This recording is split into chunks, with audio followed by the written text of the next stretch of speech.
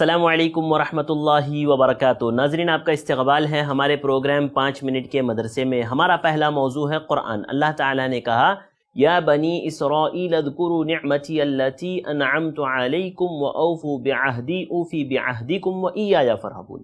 بنی اسرائیل، میری اس نعمت کو یاد کرو جو میں نے تم پر انعام کی، اور میرے عہد کو پورا کرو، میں تمہارے عہد کو پورا کروں گا، اور مجھ سے ہی ڈرو۔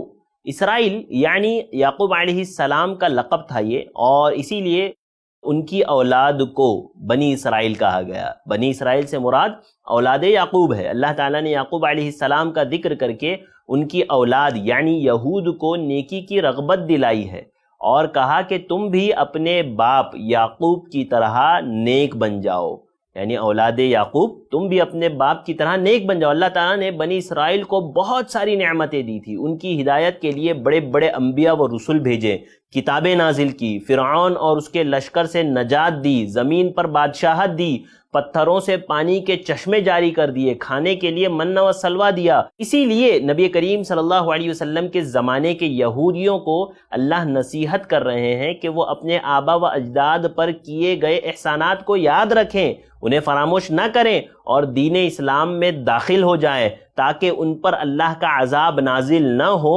جیسے کہ اولاد یعقوب پر نازل ہوا، جنہوں نے احسان فراموشی کی، اللہ کی نعمتوں کو بھول گئے۔ اسی لیے اللہ تعالیٰ نے کہا کہ انعمت علیکم سے مراد انعمت علی آبائکم، یعنی اس سے مراد وہ نعمتیں ہیں جو ہم نے تمہارے آبا و اجداد کو کی ہے، وہ اللہ رب العالمین یاد دلا رہا ہے۔ لہذا یہ میرے اور آپ کے لیے بھی ایک ضابطہ ہے کہ ہم جب بھی کبھی پریشان ہو، تکلیف میں ہو، تو ہم یہ یاد کریں کہ اللہ تعالیٰ نے کتنی بہترین نعمتیں ہمیں دی ہے۔ اللہ تعالیٰ نے آنکھ دیے، کان دیے، منہ دیا، دونوں ہاتھ دیے، پیر دیے، یہ اللہ رب العالمین کے عظیم نعمتوں کا شاہکار ہے۔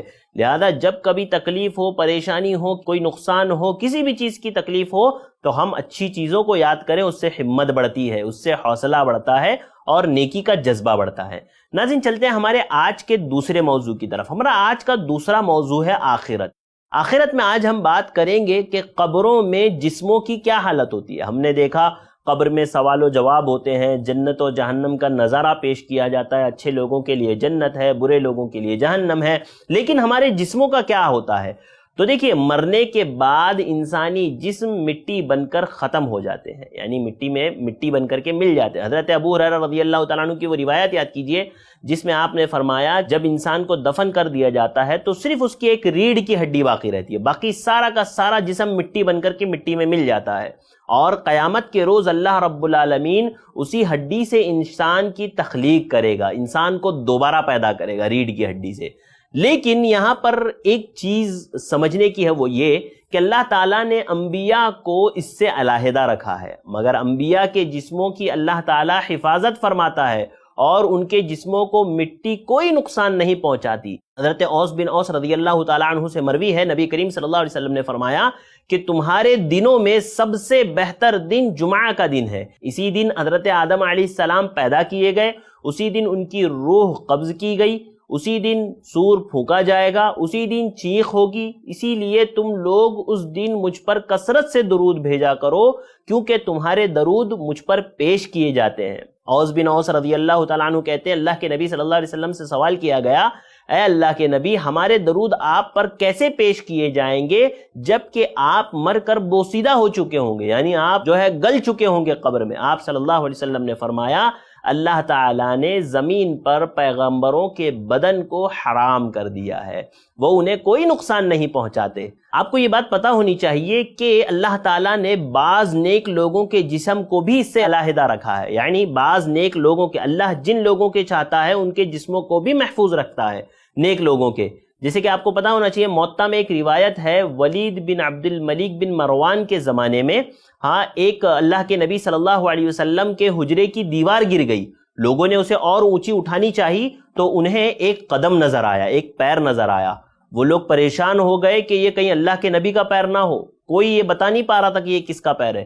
آخر میں عروہ بن زبیر رضی اللہ تعالیٰ عنہ نے بتایا کہ نہیں، اللہ گواہ ہے، یہ رسول اللہ صلی اللہ علیہ وسلم کا قدم نہیں ہے، بلکہ یہ تو حضرت عمر رضی اللہ تعالیٰ عنہ کا قدم ہے۔ تو اس سے پتہ چلتا ہے کہ اللہ تعالیٰ سارے لوگوں کے جسموں کو بوسیدہ کر دیتا ہے، ختم کر دیتا ہے، صرف ریڑھ کی ایک ہڈی باقی ہوتی ہے قبر میں.